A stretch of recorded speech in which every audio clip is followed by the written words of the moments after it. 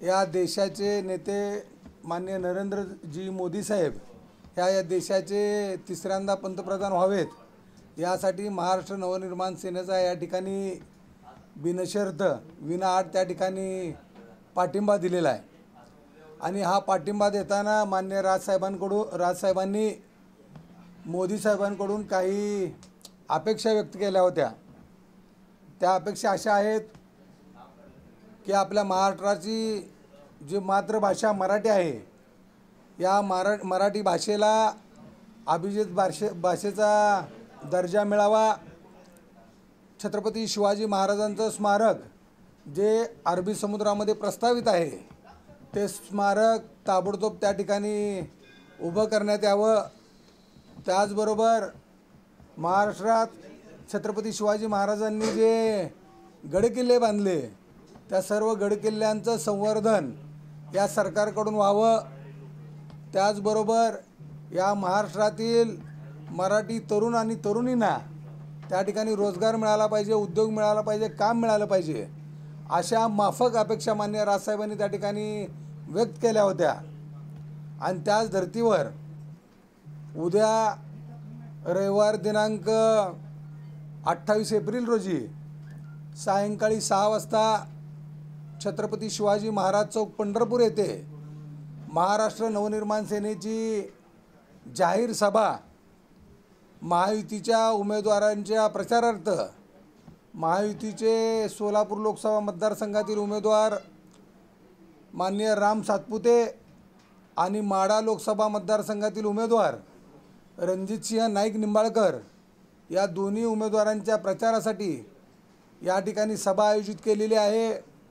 या सभेसाठी मार्गदर्शन करण्यासाठी महाराष्ट्र राज्याचे आरोग्य आणि कुटुंब कल्याण मंत्री तानाजीराव सावंत साहेब त्याचबरोबर या ठिकाणी या सभेला संबोधित करण्यासाठी विविध मान्यवर या ठिकाणी उपस्थित राहणार आहेत। आपल्या माध्यमातून मी पंढरपूर शहर तालुक्यातील या लोकसभा मतदारसंघातील सर्व वडीलधारी मंडळी, तरुण मित्र, माता भगिनी या सर्वांना आवाहन करतोय की आपण या सर्वांनी महाराष्ट्र नवनिर्माण सेनेनं आयोजित केलेल्या या सभेस आपण सर्वांनी उपस्थित राहावे।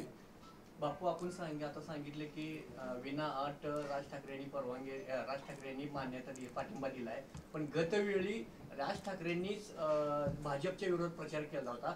त्याच पद्धतीने आता कुठे कसं आहे की या देशामध्ये माननीय राजसाहेब ठाकरे हे एकमेव नेतृत्व असं आहे की ज्यांना ज्या गोष्टी चांगल्या झालेल्या आहेत त्या सर्व गोष्टींचं राजसाहेब ठाकरे यांनी समर्थन केलेलं आहे। उदाहरणार्थ भारतीय जनता पार्टीच्या माध्यमातून माननीय नरेंद्र मोदी साहेबांनी या देशाचं जे स्वप्न होतं की या ठिकाणी राम मंदिर उभारलं पाहिजे ते राम मंदिर उभारणीचं काम माननीय नरेंद्र मोदी साहेबांनी या ठिकाणी केलेलं आहे।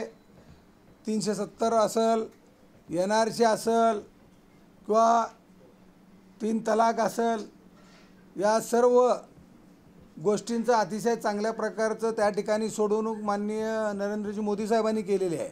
आणि त्यामुळं माननीय राजसाहेब ठाकरे यांनी या ठिकाणी हा पाठिंबा दिलेला आहे। कुठे प्रचार करताना दिसून आले नाहीत नाही, या ठिकाणी माननीय राजसाहेब ठाकरे यांच्या आदेशानुसार संपूर्ण महाराष्ट्रामध्ये सगळ्या लोकसभा मतदारसंघामध्ये महाराष्ट्र नवनिर्माण सेनेचे आमचे सर्व कार्यकर्ते, पदाधिकारी, महाराष्ट्र सैनिक, आमचे सर्व सहकारी या ठिकाणी 24 तास त्या ठिकाणी प्रचारामध्ये सहभागी होऊन महाराष्ट्र राज्यातील सर्व ठिकाणचे महायुतीचे उमेदवार निवडून आणण्यासाठी त्या ठिकाणी प्रयत्न करत आहेत। उद्या जो मेळावा घेतात त्यामध्ये उमेदवार उपस्थित राहणार आहेत। उद्याच्या मेळाव्यामध्ये या ठिकाणी उमेदवारासहित विविध मान्यवर त्या ठिकाणी या सभेला उपस्थित राहणार आहेत।